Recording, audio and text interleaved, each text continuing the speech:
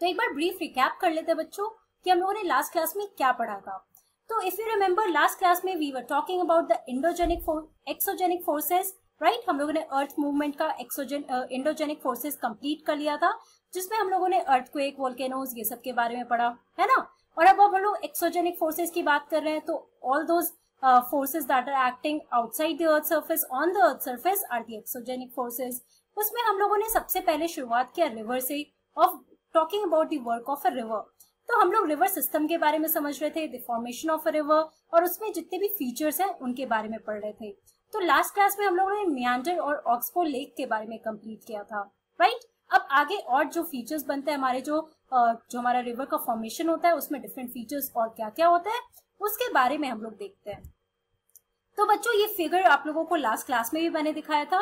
सो जहां से river originate करता है उसको हम लोगों ने सोर्स बोला, और जो ट्विस्ट एंड टर्न्स लेता है river, it does not flow in a straight line, right.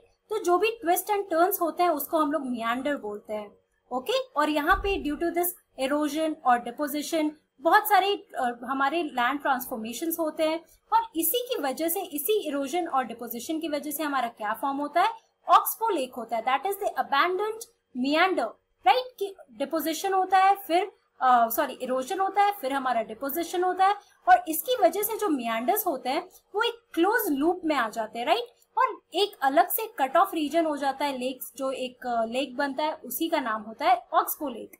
तो आज की क्लास में हम लोग और पढ़ते हैं, डेल्टास के बारे में पढ़ते हैं, लेवी क्या होता है उसके बारे में पढ़ते हैं, फ्लड प्लेन क्या होता है, तो ये सारी चीजें अब समझते हैं, ओके। तो बच्चों सबसे पहले हम लोग फ्लड प्लेन देखते हैं। What is this flood plain? So what happens at times the river overflows it banks, so this leads to the flooding of the neighbouring areas. तो समझ लो बच्चों, अगर रिवर का कोर्स शुरू हो रहा है तो यहां से मान लो इसका ओरिजिन है, जैसे हमने देखा था source, that is from where the river is originating, तो वो अपने इस डायरेक्शन में फ्लो कर रहा है, मियांडर्स फॉर्म कर रहा है, that is the twist and turns of the reverse. और इसी रीजन में आप देखो ये ऑक्सबो लेक, जैसे ये मियांडर एक दूसरे से बिल्कुल क्लोज आ जाते हैं, तो वो एक कट ऑफ रीजन, जो कट ऑफ लेक होता है हमारा, उसको हम लोग ऑक्सबो लेक कहते हैं। तो कभी कभी क्या होता है in this due course of river कि बहुत ज्यादा पानी आ जाए। फ्लड किसको कहते हैं? जब पानी का लेवल बहुत बढ़ जाता है, राइट। तो वही होता है इन दिस कोर्स, जब रिवर आउटफ्लो कर जाता है, ओवरफ्लो कर जाता है फ्रॉम इट्स बैंक। इस रिवर का ये बैंक आप समझ लो, और यहाँ पे इरोजन डिपोजिशन करते करते ये रिवर जो है अपना फॉर्म में, it is flowing in its own path. और बहुत ज्यादा अगर ओवरफ्लो हो जाता है पानी का, तो यहाँ पे क्या हो जाता है, it leads to the flooding of the neighbouring areas. तो मतलब अगर ऑब्वियसली बहुत ज्यादा पानी आ जाएगा तो उसी को तो फ्लड कहेंगे, है ना। तो ये हमारा एक फ्लड प्लेन फॉर्म करता है। अब हम समझते हैं what is this flood plain.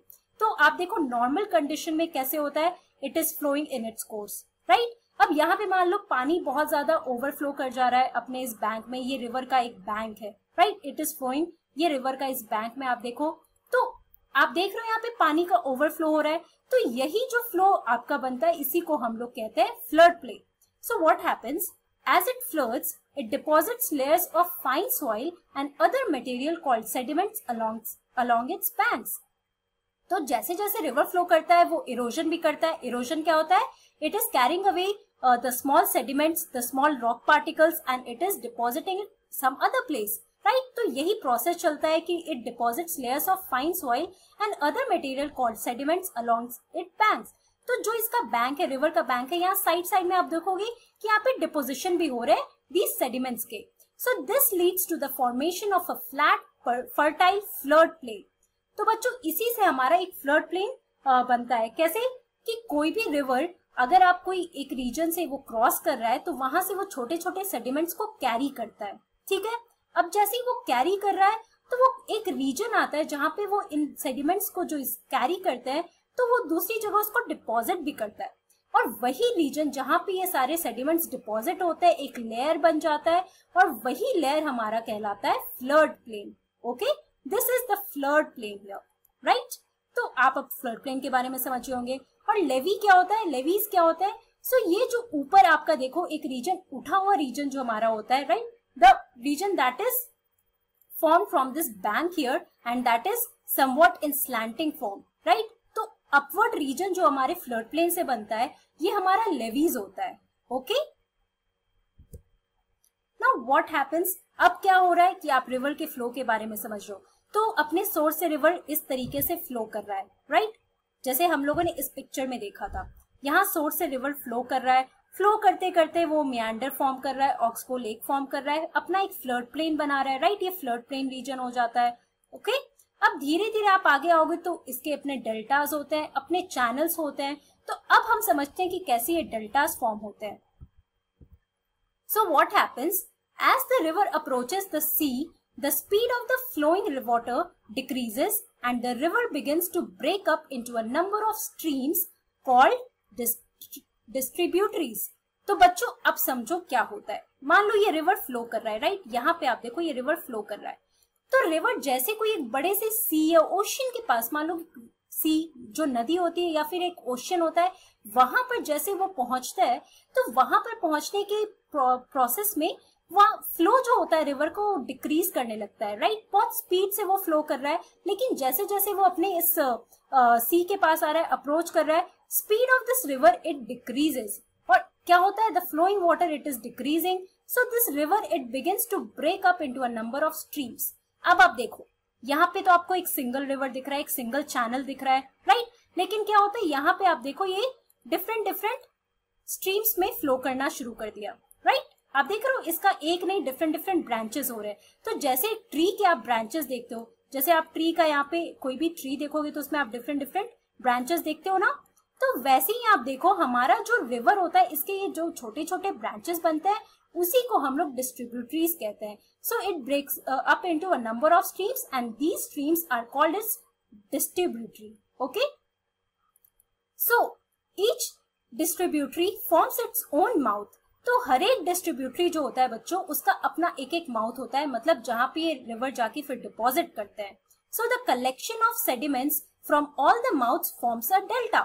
तो देखो अब यहाँ पे जितने भी आपको ये रिवर्स के डिस्ट्रीब्यूटरीज दिख रहे हैं इनका अपना अपना एक माउथ होता है। ओके, अब जैसे जैसे ये माउथ, ये जितने भी कलेक्शन ऑफ दीज माउथ्स, ये जो आप देखो ये छोटे छोटे रिवर्स के, ये छोटे छोटे स्ट्रीम्स के जो कलेक्शन होते हैं, जो कलेक्शन ऑफ इट्स माउथ, मतलब बेसिकली जहां पे ये डिपॉजिट करते हैं ये अपने सेडिमेंट्स को, वो इसका माउथ होता है।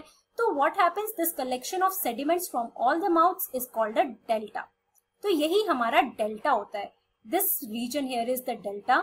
सो delta is still growing out in the sea or lake. और ये डेल्टा, ये डिस्ट्रीब्यूटरीज जो होते हैं वो फिर रिवर में फ्लो करते हैं, वो रिवर्स में भी ये delta it still is growing here in different ways, मतलब ये डिफरेंट डिफरेंट डेल्टास जो है ये डिस्ट्रीब्यूटरीज से बनते हैं और ये सी में जाके भी it still grows there. Okay, so अब आप समझ गए होंगे कि रिवर का बेसिकली जो फ्लो हो रहा है वो कैसे हो रहा है।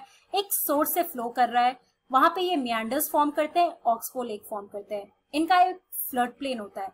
फ्लड प्लेन क्या होता है, तो बेसिकली इरोजन होता है, फिर डिपोजिशन करते हैं ये दूसरे रीजन में जाके सेडिमेंट्स का, तो वहां पे वो रीजन जो है अपना, वो रिवर एक फ्लड प्लेन बनाता है। अब फ्लड प्लेन बनता है जैसे, तो वैसे ही रिवर्स जो अपने फ्लो के कोर्स में क्या होता है, जैसे ये सी को अप्रोच करें ना, this is a big see here. Okay, अब ये सी को अप्रोच कर रहे हैं, तो सी को अप्रोच करते करते इनका जो स्पीड है, फ्लोइंग वाटर का जो स्पीड है वो कम होते जाता है, और कम होता है उसकी वजह से क्या होता है, ये डिफरेंट डिफरेंट स्ट्रीम्स में ब्रेक होना शुरू होते हैं, और इसी को हम लोग डिस्ट्रीब्यूटरी कहते हैं। और जितने भी डिस्ट्रीब्यूटरी आप देखोगे उनका अपना एक एक माउथ होता है। अब उस कलेक्शन ऑफ माउथ को हम लोग क्या कहते हैं, डेल्टा कहते हैं ना। This is the formation of the whole river system. और इसमें आप लोगों ने डिफरेंट डिफरेंट जो फॉर्म्स बनते हैं रिवर के इस कोर्स में, इनके इस फ्लो में, उसके बारे में भी आप लोगों ने पढ़ लिया है। अब हम लोग अपना नेक्स्ट टॉपिक शुरू करेंगे, that is work of the sea waves. तो बच्चों अगर आप कभी भी बीच पे जाते हो या कहीं आप घूमने जाते हो सी साइड पे, तो आप लोगों ने कभी वेव्स को गौर किया है? हैव यू एवर नोटिस्ड कि कैसे ये जो वेव्स हैं रॉक्स को कट करते हुए हमारे शोर के पास आते हैं, राइट? तो कभी भी आप नेक्स्ट टाइम जाओ कोई भी सी शोर के पास या कोई बीच के पास घूमने जाओ कभी, तो आप इस रिवर के, इस सी के वेव्स को देखना। बेसिकली आप देख रहे हो यहाँ पर इस फोटो में आप ये वेव्स को देख सकते हो, है ना, वो किस तरीके से हर एक रॉक्स को कट करते हैं और ऊपर जाते हैं, वापस से उनका फ्लो, वापस से फिर से वो अपने सी में वापस से जाते हैं, राइट? तो इनका ये प्रोसेस जो वेव्स होते हैं, so we are going to basically talk about the working of the sea waves. Okay, so what happens, the erosion and deposition of sea waves gives rise to the coastal landforms. तो आप जब south India, जब आप India का map देखोगे और आप लोगों ने इसके बारे में पढ़ा भी होगा, तो हमारा जो साउथ रीजन होता है, राइट, ये जो हमारा साउथ रीजन फॉर्म करता है इंडिया का, ये हमारा कोस्टल रीजन होता है। क्यों? क्योंकि इधर हमारे जितने भी हम अरेबियन सी, लक्षद्वीप सी, तो हमारा ये जितने भी सीज होते हैं, ये हमारे इस रीजन को कट करते हुए ये जो भी हमारे शोर्स होते हैं, जो हमारे सी वेव्स होते हैं, they form this coastal landforms. ये हमारा कोस्टल रीजन होता है, राइट। आप इसको मैप में भी देख सकते हो। Okay, so sea waves continuously strike at the rocks and as a result cracks develop. तो आप देखो, जब भी कोई सी वेव्स एक रॉक्स को कट करते हुए क्रॉस करते हैं, तो रॉक्स में क्रैक हो जाता है। जैसे हमने वेदरिंग में पढ़ा था, राइट, कि it is the running agent, that is the water that cuts the rock, और ये छोटे छोटे पीसेस में कट जाते हैं और उसी को हम लोग वेदरिंग कहते हैं। तो ये क्रैक डेवलप होना शुरू हो जाता है इन रॉक्स में। Over time they become larger and wider, और इसी के बाद ये बहुत ज्यादा, ये क्रैक्स जो है बड़ा होना शुरू हो जाता है, बहुत वाइड होना शुरू हो जाता है। और उसके बाद क्या होता है, because of the cracks hollow like caves are formed on the rocks and they are called the sea caves। अब हम लोग जब सी वेव्स की बात करें तो देखते हैं कौन कौन से फॉर्मेशन होते हैं because of this sea waves. यहाँ इस फोटो में आप देखो, मान लो ये एक इस सी के रीजन में यहाँ पे एक बड़ा सा रॉक है। ओके, अब क्या होता है बच्चों, ये जो हमारे वेव्स होते हैं, ये इन रॉक्स को कट करते हैं और ये क्रैक डेवलप होता है। क्रैक डेवलप होने के प्रोसेस में देखो, ये एक आपको छोटा सा रीजन दिखेगा उस रॉक में, तो इस रीजन को हम लोग सी केव कहते हैं। केव के फॉर्मेशन का होता है ना।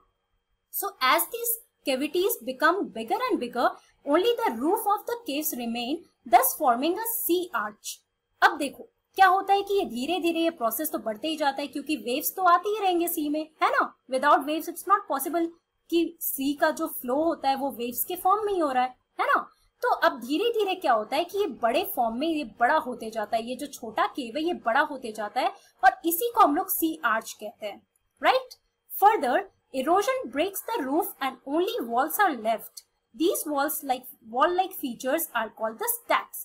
अब देखो, अब तीसरे प्रोसेस में क्या होता है कि धीरे धीरे, और इस प्रोसेस को अगर आप देखोगे बढ़ते जाएगा, जो सी है इस रॉक को भी इन्होंने कट कर दिया है, तो फाइनली बहुत टाइम के बाद आप देखोगे कि एक चीज बस बचेगा, that is this sea stack. ये वॉल लाइक स्ट्रक्चर होता है, इसी को हम लोग सी स्टैक कहते हैं। Okay, now the steep rocky coast rising almost vertically above the sea water is called the sea cliff। तो यही जो रॉकी स्ट्रक्चर होता है बच्चों, that is rising vertically above, ये फाइनली जाके एक sea cliff फॉर्म करता है, राइट। तो ये थोड़ा माउंटेन टाइप का आपको लगेगा। So basically these are the main features while when we are talking about the working of the sea waves। सबसे पहले रॉक्स को कट करते हुए एक sea cave बनता है, उसके बाद ये जो रॉक्स होते हैं वो और ज्यादा कट होने लगता है और बहुत ज्यादा वाइडर होने लगता है। तो गैप्स जैसे जैसे वाइडर होने लगेंगे तो हमारा सी आर्च फॉर्म होता है। आप यहाँ पे इस पिक्चर को देख सकते हो। उसके बाद जब फाइनली बहुत प्रोसेस के बाद हमारा सी स्टैक फॉर्म होता है, सी स्टैक फॉर्म होता है, और फाइनली यही जो सी स्टैक थोड़ा माउंटेन क्लिफ की तरह आप देखोगे तो ये फाइनली हमारा सी क्लिफ कहलाता है, that is the rocky coast rising almost vertically above the sea water. So ये सारे फीचर्स हैं जो आप, जब हम लोग वर्किंग ऑफ सी वेव्स के बारे में बात कर रहे हैं तो आपको ये सारे पॉइंट्स याद करने पड़ेंगे। ओके, तो बच्चों आज की क्लास में हम लोगों ने क्या पढ़ा? We were talking about the work of a river. हम लोग रिवर सिस्टम के बारे में पढ़ रहे थे, formation of the whole river system. और आज हम लोगों ने फ्लड प्लेन के बारे में पढ़ा और डेल्टास के बारे में पढ़ा, राइट। हम लोगों ने देखा डेल्टास और डिस्ट्रीब्यूटरीज क्या होते हैं, कि एक रिवर जो है उसका कोर्स चेंज होता है और धीरे धीरे फिर वो डिफरेंट स्ट्रीम्स में बंटना शुरू होता है, वो डिस्ट्रीब्यूटरीज होता है। और वही डिस्ट्रीब्यूटरीज जो है उनका अपना एक एक माउथ होता है, और उस कलेक्शन ऑफ माउथ्स को हम लोग डेल्टा कहते हैं। फिर हम लोगों ने सी वेव्स के बारे में पढ़ा। We talked about the sea caves, sea arch, sea cliffs and the stack. That's all for today. हम लोग नेक्स्ट क्लास में विंड और आइस के बारे में पढ़ेंगे। Okay, thank you very much.